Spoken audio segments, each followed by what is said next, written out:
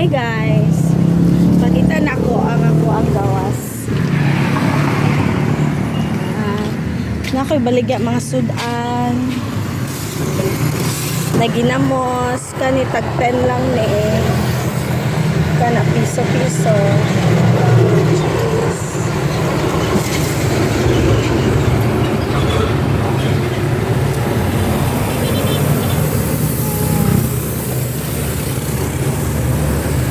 Wala na guys. So karon maghimo ko og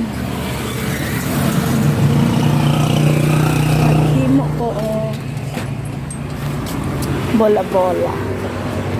Maghimo tag bola-bola guys kay ang bola-bola nako kakuan mo nang yung hindi magtagalog lang ako kasi napapagod ako pag yung mag-translate bitaw sa di ba pag mag-edit ka tapos i-translate mo doon yung yung sinasabi mo ganon. So dahil wala talaga akong time na mag-translate, so ayan, kailangan ko itagalog na lang para maintindihan ng lahat. Ayan. So kung makikita nyo, wala talaga akong edit sa mga videos ko kasi sobrang busy po pagka umaga. So ang akin lang ma-share ko yung daily routine. Ayan. So alam mo yung mga sobra natin na gulay kasi kunwari magtitinda tayo ng gulay, 'di ba? Tapos yung mga sobra natin ng mga gulay na bago siya masira, kailangan natin siya i-dispose. So dahil hindi naman palagi kumakain yung anak ko ng gulay, so ang ginagawa ko yung mga sobra-sobra ng mga gulay, ginagawa ko siyang bola-bola. So lalagyan lang siya ng itlog, harina, pag may may mga seasoning kayo, ilalagay niyo lang. So yan, ihalo-halo niyo lang siya lahat. Tapos lagyan niyo ng konting asukal, konti lang, mga kahit teaspoon lang. Tapos isang pack ng Magic Sarap, isang itlog, kahit isang itlog lang okay na yon.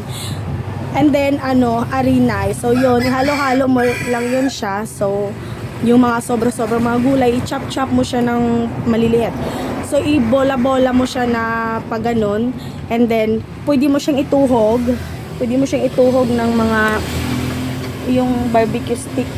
Ayan, basta may barbecue stick ako, ewan ko kung saan yun. Pwede niyo siya ituhog sa barbecue stick. Pagkatapos niyo siya i-fry, diba? I-deep fry. Ituhog niyo siya ng barbecue stick, 3 piraso for 5 pesos.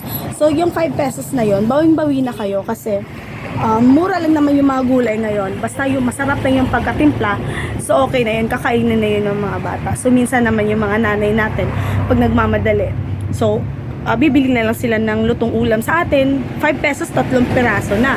So nakakatipid na rin, 'di ba? So nakakatulong ka na din sa mga mamimili, at the same time kikita ka rin kahit konti. So lang tips ko lang. Kasi minsan yung mga gulay-gulay natin hindi na natin napapansin, 'di ba?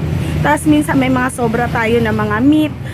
Yun, so pwede niyo rin siya i-chop-chop ng konti kasi halo-halo niyo na lang din. Basta bago siya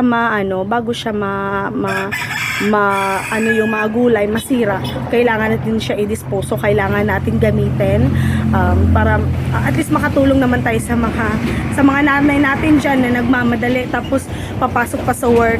So yung iba naman bibili na lang talaga ng lutong ulam. And then yung iba naman natin na mga kabataan, yung mas gusto nila yung mga fried, di ba? So pwede ka na din magbenta ng hot dogs, longganisa, or kay itlog, i-fry mo yung itlog. So tagsa 10 piso. Ang ginagawa ko guys, alam mo yun sa palengke, merong mga cracked egg, di ba? Yung mga cracked egg na yan, minsan binibenta nila yan ng 5 piso, minsan 6. So depende na lang sa suki-suki na mapagbibilhan nyo, bibigyan kayo ng malaking discount. So, pwede nyo rin siya ibenta ng pa-10, 12, depende na lang din sa inyo. Sa amin naman, sa area namin, mura lang yung cracked egg dito sa Mindanao. So, minsan binibigay sa akin, kasi suki na ako, binibigay sa akin minsan 5 piso. So, bebenta ko siya ng 10 piso. So, at least may tubo pa rin ako kahit paano. So, kahit konti lang yung tubo mo, basta palagi naman may bumibili sa'yo. So, mapapaikot mo pa rin yung puhunan mo na maliit So lalaki at lalago pa rin yun. Nakakatulong ka na sa tao, sa mga estudyante, at masaya sila na nakakabili sila ng murang ulam sa'yo. At the same time, kumikita ka na, diba? So, yun lang guys. Tips ko lang yan. So, ayan. God bless everyone!